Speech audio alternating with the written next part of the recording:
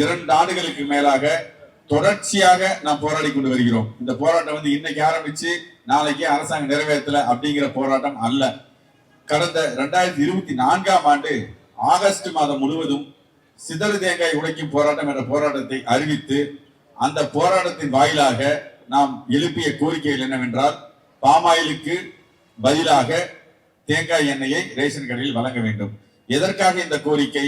ஏன் பாமாயிலை தடை செய்ய வேண்டும் என்ற கேள்வி பொதுமக்கள் மத்தியில கண்டிப்பா வரும். ஏன்னா ஒண்ணுமில்லை, நேற்று வந்து நாங்க பிளக்ஸ் அடிக்கிறதுக்கு சென்னையில் திருவல்லிக்கேணியில ஒரு கடைக்கு போயிருந்தோம். அவர் தான் டைப் பண்ணி இந்த பிளக்ஸ் எல்லாம் ரெடி பண்ணாரு. ஏங்க பாமாயில தர ஒண்ணு இந்த மாதிரி தேங்காய் எண்ணெய் கொடுக்கணும்னு சொல்லி, என்ன பாமாயில என்னன்னு தெரியல. அது இங்க டீ கடை போண்டா பஜ்ஜியில ஆரம்பிச்சு எல்லா கடையிலையுமே பாமாயில பயன்படுத்தான்னு இன்னைக்கு எல்லாம் உணவு உற்பத்தி பண்றாங்க, நாங்கெல்லாம் நல்லா தானே சாப்பிட்டு இருக்காங்கிற மாதிரி கேட்டாரு.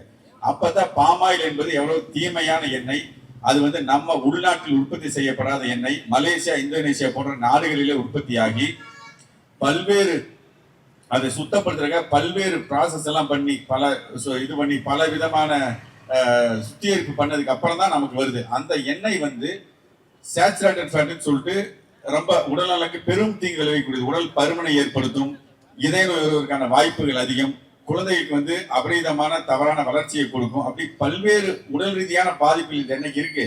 ஆனா தேங்காய் எண்ணெய் அப்படிங்கிறது வந்து நம்முடைய பாரம்பரியமான எண்ணெய். நம்முடைய தமிழர் மரபு மட்டும் இல்ல, இந்தியா முழுவதுமே கடவுள் கோயிலுக்கு போய் நம்ம முதல்ல வழிபடுறது தேங்காய் வச்சுதான் வழிபடுறோம். சுப நிகழ்ச்சி ஆனாலும் துக்க நிகழ்ச்சி ஆனாலும் தேங்காய் இல்லாத ஒரு நிகழ்வு அப்படிங்கிறது நம்முடைய மரபுல கிடையாது.